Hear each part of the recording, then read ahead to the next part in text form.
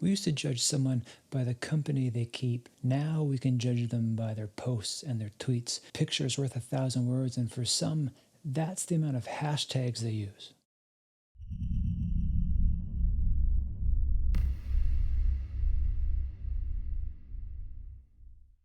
I've had, and maybe you've had, crushes on someone, and then you saw their Instagram stories, or the amount of hashtags they use, or the words that they choose, or their insistent daily or weekly selfies, and that crush ended. The quantity of text that people use, it's like they're writing subtitles, but instead of an indie film about some French homeless kid with ghost pets trying to save Christmas, where the only color is Santa Claus's alcoholic nose, they're writing subtitles to their avocado toast. What's that 17th hashtag getting you? More eyes on that yoga backbend on the beach in Mexico during sunset? Why is this a thing? You're looking like a human frowny face. You think the Indian yogis 1,000 years ago would have thought one day someone would have said, hey, you, hold my apple teeny, I'm going to go on this beach right here and look like the girl from The Exorcist? How many more posts do we need of like a dog looking at its own reflection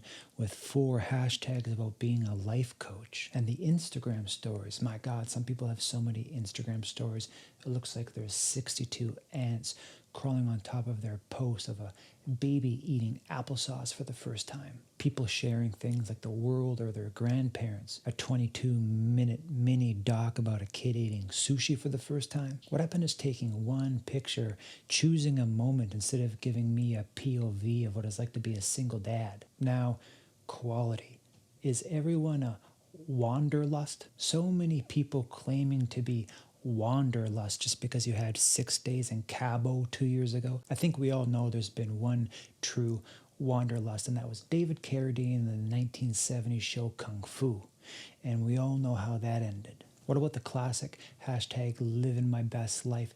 I think if you really were, we wouldn't be reading about it in hashtag form when the rest of us are out here just trying not to live our worst. But at least you got your life, because every year there's over 200 deaths of people falling from heights trying to get that perfect selfie. Paying all the attention to that looking up angle and not the looking back angle.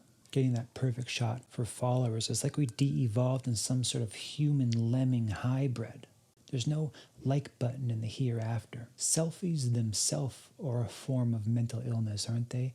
To take a photo of yourself and think, everyone needs to see this. How did amateur swimsuit models rebrand themselves as influencers? When people post their run times and routes, do they think we're their track coach? Why, anytime anyone sees a body of water, they think everyone has to see this, like we've never seen bodies of water before. People get more likes for water than the Mars Land Rover did when it discovered water. Recording and sharing a moment is great, but don't let it stop you from having one.